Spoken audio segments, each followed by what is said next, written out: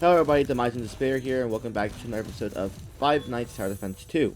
And in this video, I am going to be showing you guys the two new Battle Pass exclusive units. These units are only obtainable by going to rank 30 in the Battle Pass of Five Nights TD2, obviously, and grinding all the way to rank 30. So, if you like this type of content and some unit reviews of units that are definitely harder to get, please hit the like button down below, as I will be uploading daily on different types of FNTD2 qualities and stuff, and of course the updates and all the other stuff coming out in the round.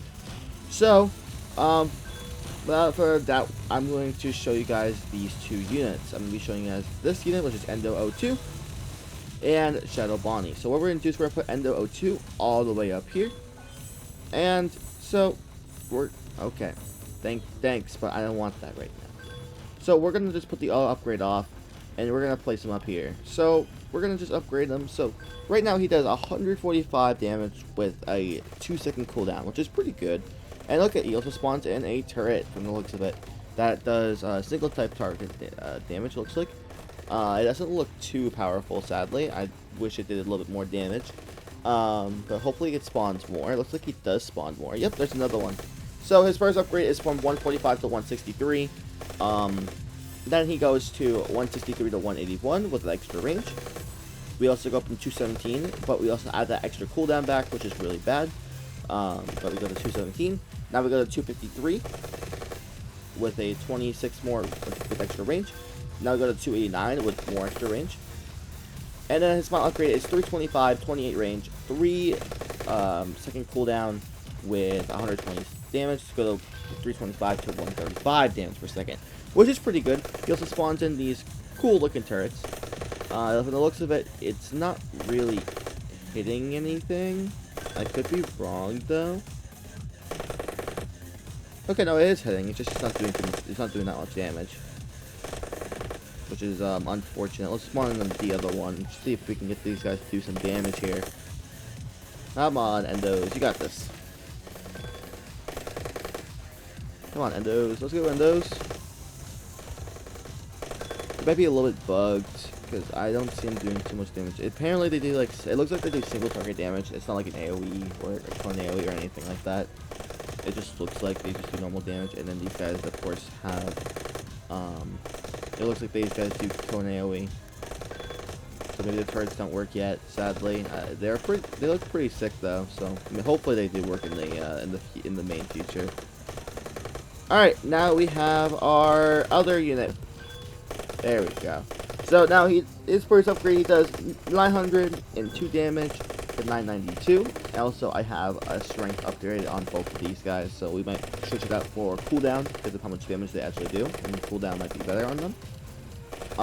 So you have 992.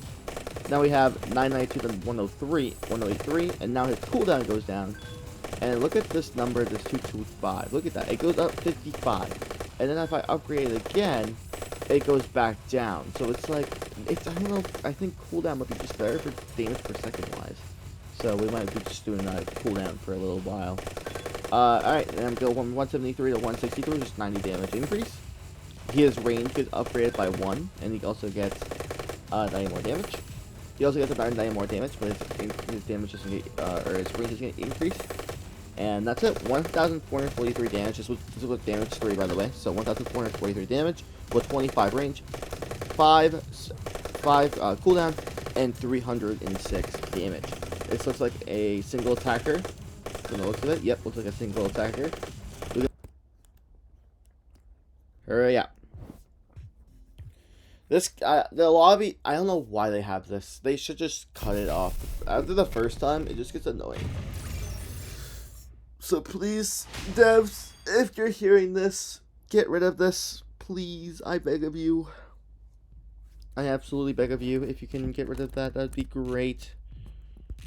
Anyway, let's go to the units, and let's go and see this. Bang. So, passives engineer. The unit places turrets that do single target attack equal to this unit's damage and cooldown. I don't think that's completely true.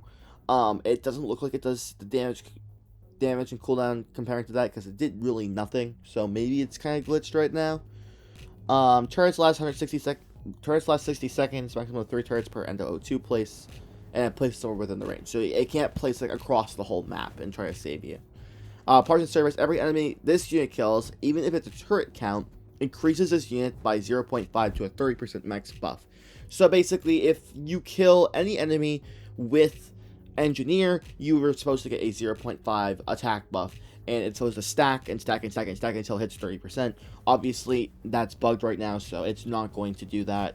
So that is upsetting, but those are going to be very good stats when it actually does fully work.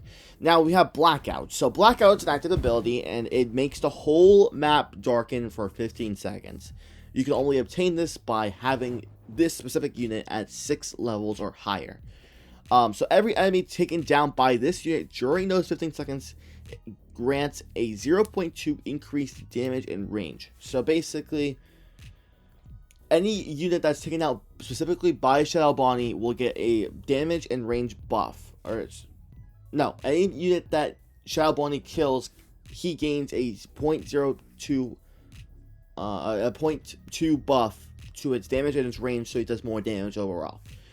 It goes up to 20% on both, and then it has a 60-second local CD, so meaning that Shadow Bonnie cannot use the ability again until the 60 seconds is up from your team specifically, not from global cooldown, just from your team cannot use the ability for another 60 seconds until those 60 seconds are up.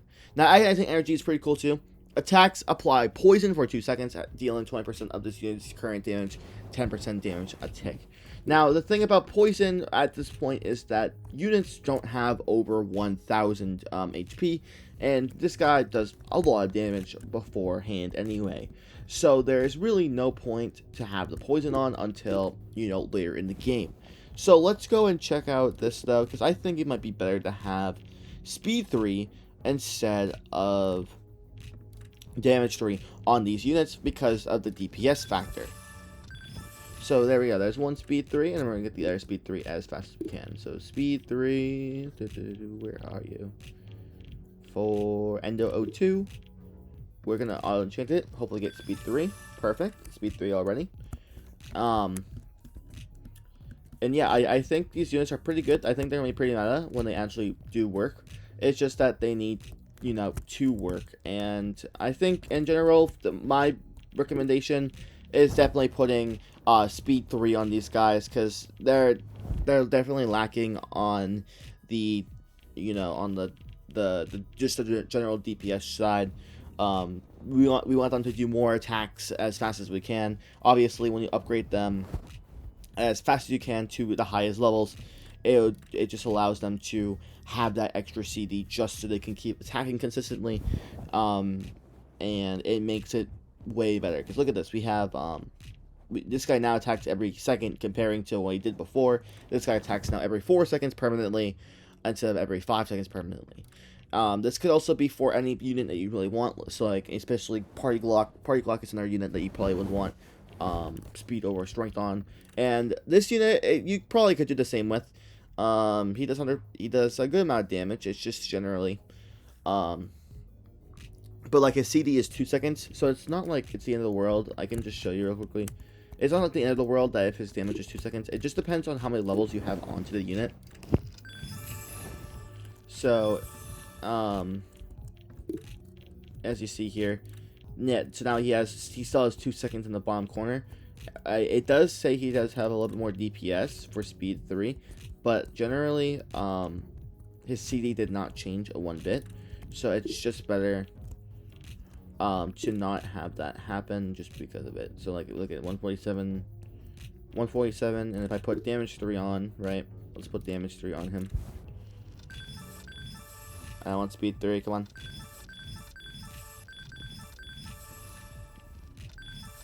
There we go. So 147, and now he's at 148. So on this specific unit, it's better to have damage rather than speed, because speed doesn't affect it.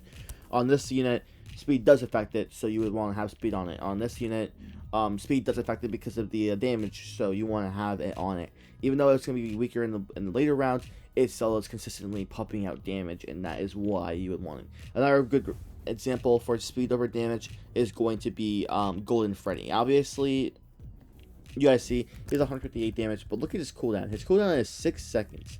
Now, if I put speed 3 on him, which kills his cooldown by 13%, you're going to see a huge difference in that DPS. So he's doing right now 158, and now let's go and do this. We're going to give him speed 3. That's not what I wanted. We're going to give him speed 3 real fast.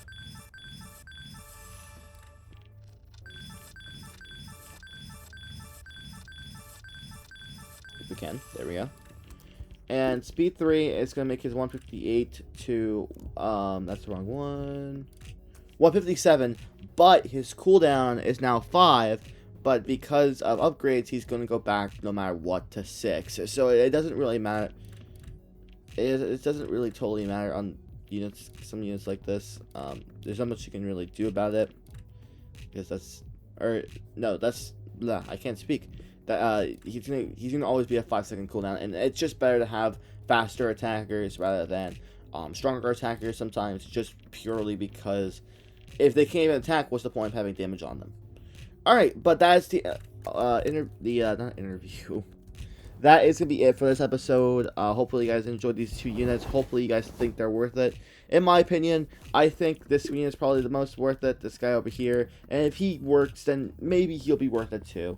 And I hope you guys enjoy this video. Hit the like button down below, hit the subscribe button, and we will see you in the next video. And I hope you have a great day. Goodbye.